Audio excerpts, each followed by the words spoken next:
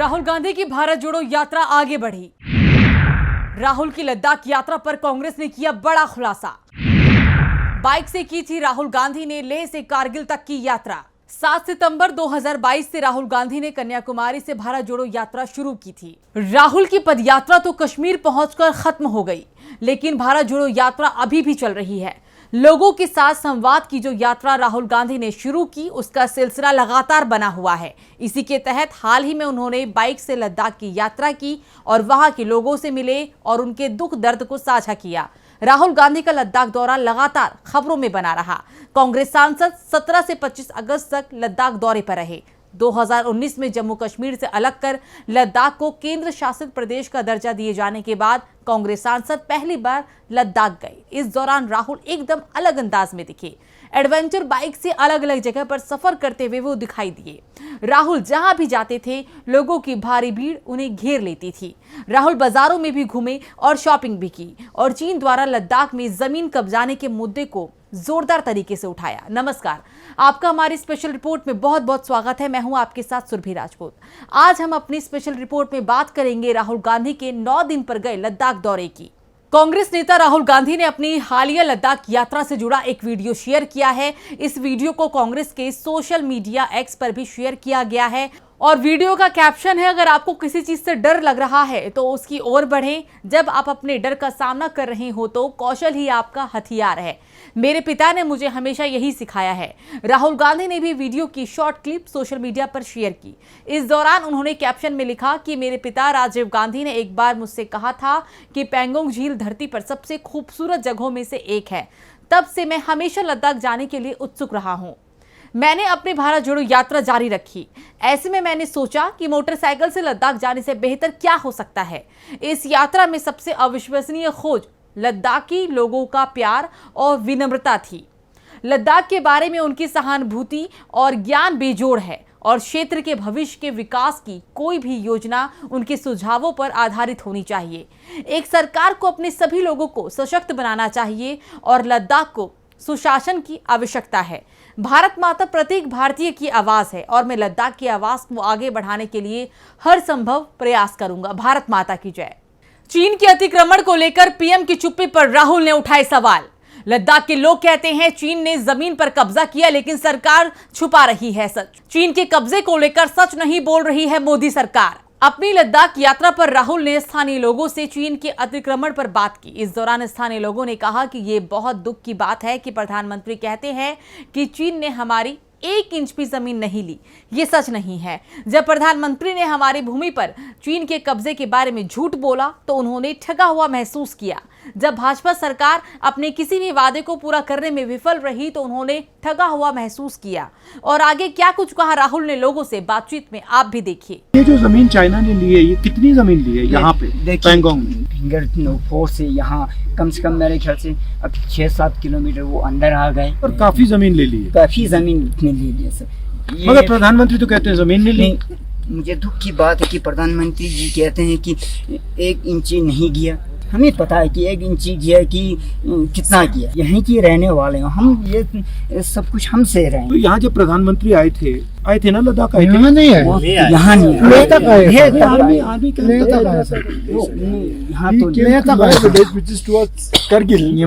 नहीं। सबसे दिक्कत ये है कि यहाँ के लोगों के लिए पार्शल लैंड का सबसे दिक्कत है। अगर हमें पास्ट प्रैक्टिस की तरह जाने नहीं देंगे तो फिर हमारे लिए बहुत मुश्किल हुआ। हम तो पूरा इसी भेड़ बकरी से गुजारा करते हैं। जैसे कि हमारा नॉर्थ ईस्ट में जैसे कि सिलीगुड़ी चिकन नेक है, ये भी चिकन नेक हो गया था। अगर इन्होंने गलवंत थोड़ा सा 1 किलोमीटर के रेंज पे है, अगर ये काट लिया तो हमारा टेक डीपीओ देवसम all are off from there only. हम रहते हैं यहाँ पे, अगर हम भी मूव ऑन हो गए दिल्ली के लिए, हम भी जा सकते हैं, वहाँ पे घर बना सकते हैं, वहाँ पे रह सकते हैं। तो यहाँ पे बॉर्डर पे रक्षा करने के लिए इवन हमें हेल्प करने चाहिए। यहाँ के लोकल लोगों का लोन सैंक्शन अच्छे से हो, अच्छे से इनको बिल्ड अप करने का मौका दें ताकि ये यहाँ पे बॉर्डर पे रहें। अब उनसे वो सारी सुविधाएं हटा दी जाए तो वो भी मूव ऑन हो जाएगा। इतना ही नहीं, राहुल ने अपने लद्दाख दौरे में अडानी और मोदी की दोस्ती का भी मुद्दा उठाया। राहुल ने कहा कि मैंने संसद में अडानी पर भाषण दे दिया था जो मोदी जी को बुरा लगा। लद्दाख में मौजूद प्राकृतिक संसाधनों को ये लोग अपने लोगों के हाथों में सौंपना चाहते हैं, जबकि मेरा मानना है कि उस पर सबसे पहला हक आपका है। पार्लियामेंट में अडानी जी का भाषण दे दिया तो वो डायरेक्टली मोदी जी को मतलब अच्छा नहीं लगा, तो प्रॉब्लम ये थी। अब मैं चुप होने वाला तो हूँ नहीं, मैं तो बोलता जाऊँगा। सबसे पहले मैं आपकी मदद पार्लियामेंट में कर सकता हूँ। अगर आप चाहते हो कि आपका कोई लोकल मुद्दा हो या लद्दाख के लेवल का मुद्दा हो, आप मुझे बताओ कि भैया ये मुद्दा है, आप हमारे लिए ये पार्लियामेंट में उठाइए। यूटी तो मिला सर, यूटी तो मिला, मगर उस यूटी में जो हमारा चाहता, जितना लीडरों ने हमें यूटी मांगा था वो हमें नहीं मिला सर। आजकल लद्दाख के 90% लोग चाहते हैं कि हमें 6 शेड्यूल मिले। जो आपके नेचुरल रिसोर्सेज हैं और जो आपका सोलर पावर का पोटेंशियल है वो ये लोग अपने लोगों को देना चाहते हैं। आपका जो यहाँ पे टेरेन है वो बिल्कुल अफगानिस्तान जैसा टेरेन है, वहाँ पे बड़े मिनरल्स पाए गए हैं, तो वो भी ये सोच रहे हैं कि यहाँ पे मतलब ज़मीन के नीचे बहुत सारे नेचुरल रिसोर्सेज होंगे और वो अपने लोगों को ये पकड़ाना चाहते हैं। हमारी पोजीशन वेरी क्लियर है, जो भी पूंजी है, चाहे ये सोलर पावर हो चाहे ज़मीन के नीचे जो भी हो, वो आपका है और किसी का नहीं है। राहुल गांधी ने लद्दाख में स्थानीय लोगों और कार्यकर्ताओं के साथ बैठकें की। राहुल ने लद्दाख से लगातार बीजेपी और आरएसएस को घेरा। इसी के तहत एक कार्यक्रम में गए राहुल ने लोकसभा चुनाव 2024 को लेकर भी बड़ा बयान दिया। दरअसल कांग्रेस नेता से जब एक युवा ने सवाल पूछा कि बीजेपी को कैसे हराएंगे, इस पर राहुल गांधी ने कहा कि आप ये मत सोचिए कि कांग्रेस पार्टी बीजेपी से टक्कर नहीं ले सकती।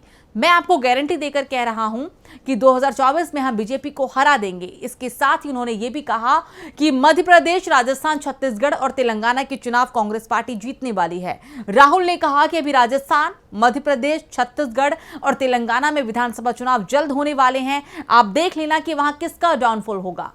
चारों की चारों राज्यों में कांग्रेस पार्टी चुनाव जीतेगी और बीजेपी का डाउनफॉल होगा। जाहिर है कि राहुल का ये जवाब मोदी सरकार को परेशान करने वाला था, क्योंकि पहले से राहुल की बढ़ती लोकप्रियता और नए अंदाज ने मोदी सरकार के मंत्रियों की नींद उड़ा रखी है। ऐसे में उन्होंने बेबाकी से बीजेपी की विदाई का दावा किया, उससे बीजेपी और परेशान हो सकती थी। गौरतलब है कि कारगिल में राहुल ने एक रैली को भी संबोधित किया। राहुल ने भारत चीन बॉर्डर पर चल रहे गतिरोध को लेकर कहा कि चीन ने हजारों किलोमीटर जमीन हमसे छीनी है, मगर पीएम ने इस पर झूठ बोला है। वो कह रहे हैं कि 1 इंच जमीन भी नहीं गई, ये सरासर झूठ है। राहुल कारगिल में सेना के जवानों के साथ भी नजर आए थे। राहुल के लद्दाख दौरे को लेकर कांग्रेस ने कहा था कि राहुल गांधी का लद्दाख दौरा कई मायनों में भारत जोड़ो यात्रा की ही अगली कड़ी है, क्योंकि केंद्र शासित प्रदेश की उनकी यात्रा उनके क्रॉस कंट्री मार्च के दौरान वहां के एक प्रतिनिधिमंडल से की गई प्रतिबद्धता को पूरा करने के लिए थी। दरअसल आपको यहां याद दिला दें कि राहुल गांधी ने कांग्रेस के कई लोगों के साथ पिछले साल सितंबर से जनवरी तक कन्याकुमारी से कश्मीर तक लगभग 4000 किलोमीटर की यात्रा की थी। और ये कहना यहाँ शायद गलत नहीं होगा कि इस यात्रा ने कांग्रेस और राहुल की छवि को पूरी तरह से बदल दिया। भारत जोड़ो यात्रा से कांग्रेस अपनी खोई हुई जमीन को तलाशने में कामयाब रही। वहीं राहुल की इस यात्रा ने मोदी सरकार को हिलाकर रख दिया। दिसंबर जनवरी की सिकुड़न वाली ठंड में राहुल की यात्रा में लाखों लोग जुड़े, कारवा बढ़ता चला गया। शायद यही वजह है कि बीजेपी ने इस यात्रा के बाद से ही राहुल को हर जगह घेरना शुरू कर दिया है। ये वीडियो आपको हमारी कैसे लगी कमेंट सेक्शन में जरूर बताइएगा। हमारे चैनल को सब्सक्राइब करना मत भूलिएगा। वीडियो को लाइक और शेयर जरूर करिएगा। नमस्कार।